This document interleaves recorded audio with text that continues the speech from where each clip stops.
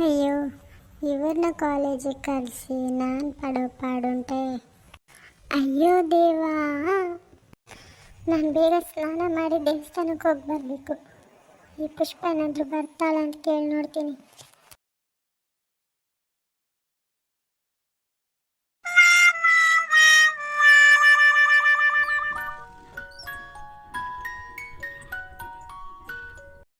ಹಬ್ಬ, ಈ ಮನೆ ಕೆಲಸ ಎಲ್ಲ ಮುಗಿಸ್ಕೊತ್ಕೊಳ್ಳೋಷ್ಟರಲ್ಲಿ ಜೀವನೇ ಹೋದಂಗಿರುತ್ತೆ.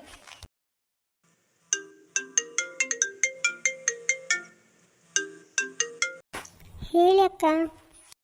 ಪುಷ್ಪ, ಟೈಮ್ ಅಂತಲ್ವೇನೆ? ನೀನೇನು ಸ್ನಾನ ಮಾಡಿಬಿಟ್ಟಿಯಾ ಇಲ್ಲ ಇನ್ನು ಮಾಡಬೇಕಾ?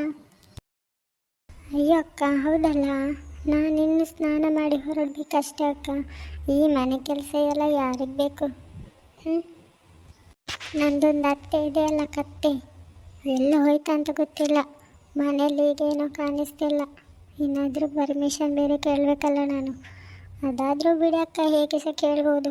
ನೀವು ಸ್ನಾನ ಮಾಡಿದ್ರಕ್ಕ? ಹೊರಡಿದ್ರಾ? ನಾನು ಈಗಷ್ಟೇ ಕೂತ್ಕೊಂಡದಕ್ಕ. ಹೌದಾ? ಹಾಗಿದ್ರೆ ಸರಿ ಕಣಮ್ಮ, ನಾನು ಹೊರಡ್ತೇನೆ, ನೀನು ಅಲ್ಲಿಂದ ಹೊರಟಾದ್ಮೇಲೆ ನಂಗೊಂದು ಫೋನ್ ಮಾಡು, ಇಲ್ಲಾಂದರೆ ಮನೆಗೆ ಬಂದುಬಿಡು, ಆಯಿತಾ?